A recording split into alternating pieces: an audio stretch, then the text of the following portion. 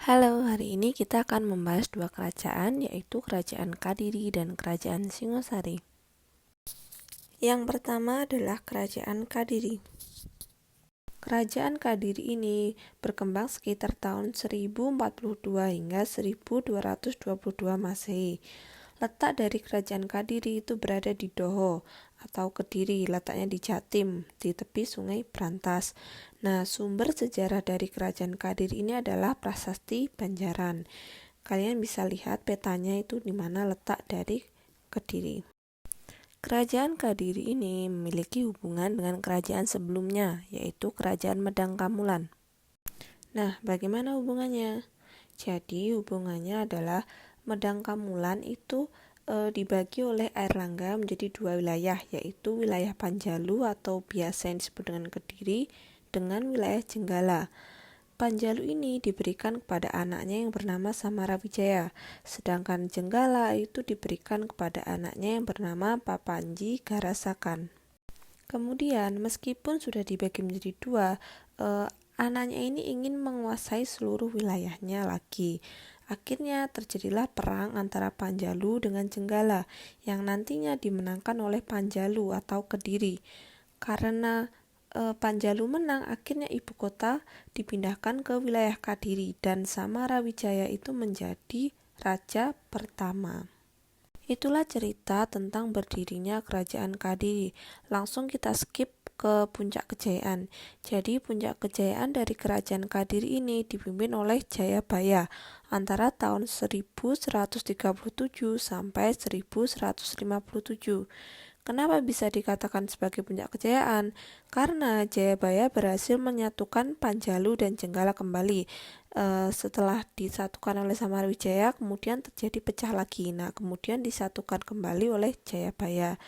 Kemudian ada juga memerintahkan Pusedah dan Empu Panuluh untuk menggubah kitab Bharatayuda. Kemudian menyatakan diri sebagai keturunan Airlangga dan titisan Dewa Wisnu. Kemudian mengenakan lencana Narasingha sebagai lambang Kerajaan Kadiri. Nah, itulah beberapa bukti bahwa Jayabaya itu merupakan puncak kejayaan dari Kerajaan Kadiri. Lanjut ke bagian ekonomi. Perekonomian dari kerajaan ini adalah pertanian, jadi disebut sebagai kerajaan agraris. Komoditas utamanya adalah beras. Selain itu juga dalam aspek perdagangan yang kemudian disebut dengan kerajaan maritim.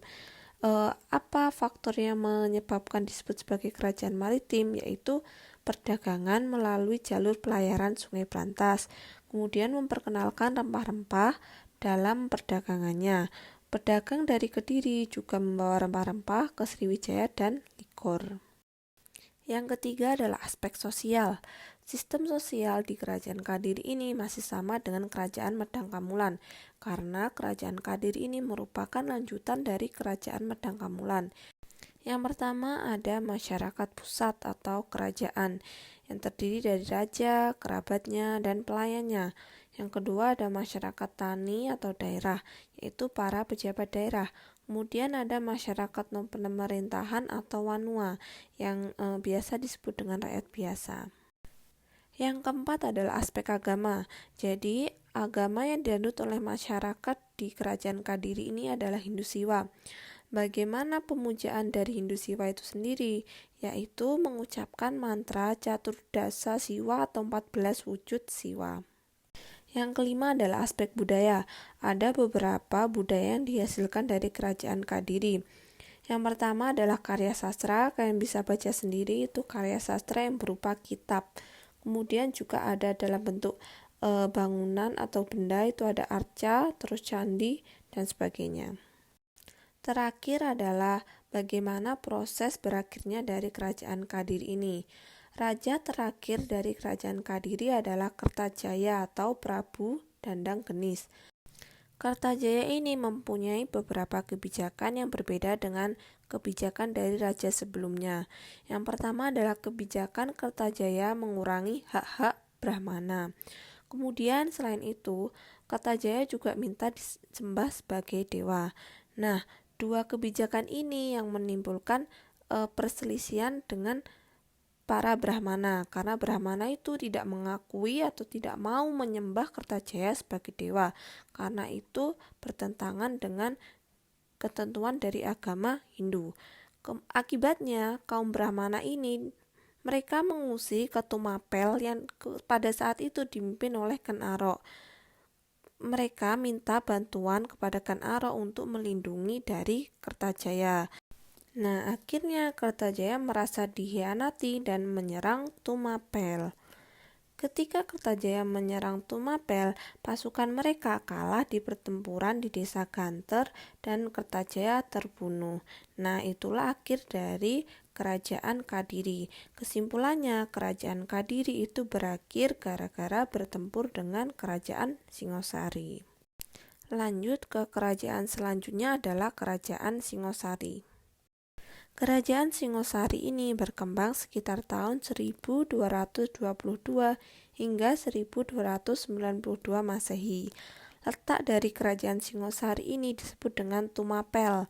Letak Tumapel ini di Malang, Jawa Timur, di sekitar Sungai Brantas dan Gunung Arjuna. Sumber sejarah dari kerajaan Singosari adalah Kitab Pararaton dan Kitab Negara Kertagama. Kalian bisa lihat di mana letak dari kerajaan Singosari di peta tersebut di lingkaran merah itu.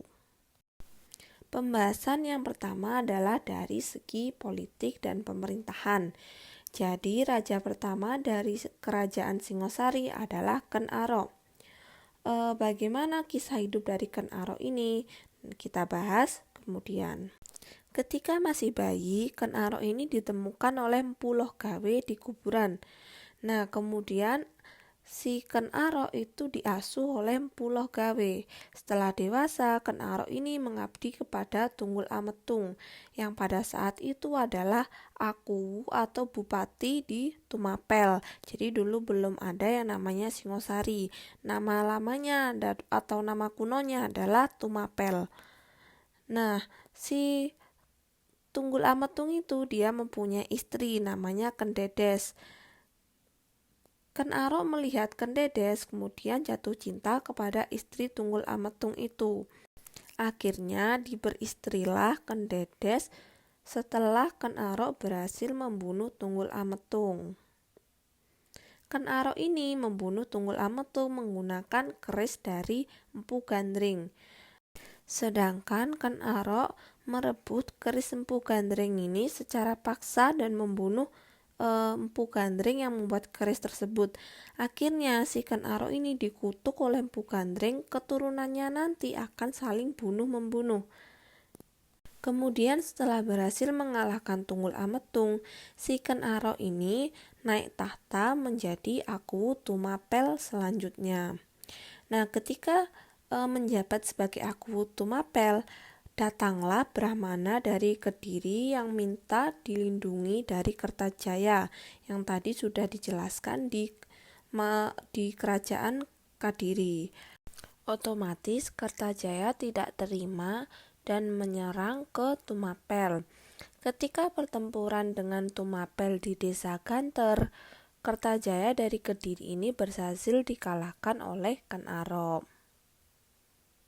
Karena berhasil mengalahkan Kadiri, akhirnya Ken Arok itu dia mendirikan kerajaan Singosari.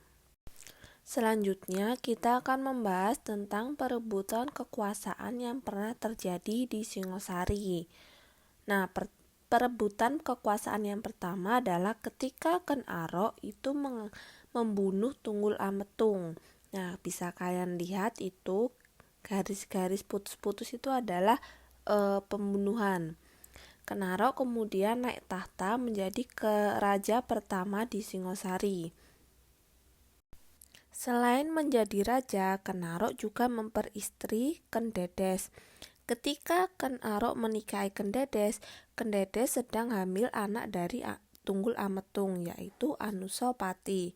Nah, ketika Anusapati sudah dewasa, dia mengetahui fakta bahwa Ken Arok lah yang membunuh ayahnya. Akhirnya si Anusapati ini dia membalaskan dendam dari ayahnya kepada Kenarok dengan cara membunuh Kenarok.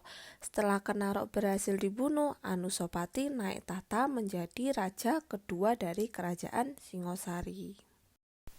Kemudian, anak dari Kenarok dengan Kendedes yang bernama Tohjoyo itu tidak terima ayahnya dibunuh oleh Anusapati.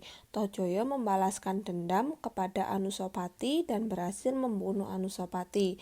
Akhirnya Tohjoyo naik tahta menjadi raja ketiga di Singosari.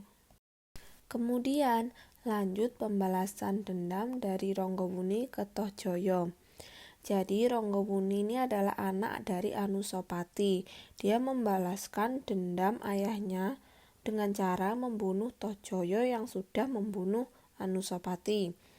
Karena berhasil mengalahkan Tohjoyo, si Ranggawuni ini dia naik tahta menjadi raja keempat di Singosari. Tohjoyo itu tidak punya keturunan.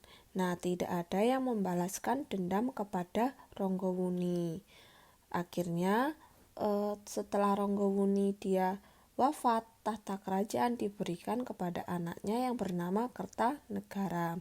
Kertanegara ini adalah raja kelima dari kerajaan Singosari, sekaligus raja terakhir dan puncak kejayaan dari kerajaan Singosari. Itulah perebutan kekuasaan yang merupakan kutukan dari keris Empu Gandring yang sudah disebutkan di slide sebelumnya. Nah, selain Kendedes, Kenarok juga punya istri yang lain, yaitu yang namanya adalah Ken Umang. Kenarok dengan Ken Umang ini dia mempunyai anak namanya Lembutal atau Mahisa Cempaka. Lembutal ini kemudian nanti punya anak yang bernama Raden Wijaya. Nah, Raden Wijaya ini merupakan pendiri dari kerajaan Majapahit. Dari sini kalian bisa simpulkan bahwa dari kerajaan Singosari ke nanti kerajaan Majapahit itu ada hubungan darahnya. Selanjutnya pembahasan tentang puncak kejayaan dari kerajaan Singosari yang pada masa itu dipimpin oleh Kertanegara pada tahun 1268. Kertanegara ini mendirikan Candi Jago di Tumpang sebagai penghormatan kepada ayahnya yang bernama Ranggawuni. Kalian bisa lihat itu candinya. Gelar dari Kertanegara ini adalah Maharaja Diraja Sri Kertanegara yang nantinya ketika meninggal itu dibikinkan candi, yaitu Candi Singosari. Oleh karena itu nama jalan di sekitar Candi Singosari itu dinamakan Jalan Kertanegara.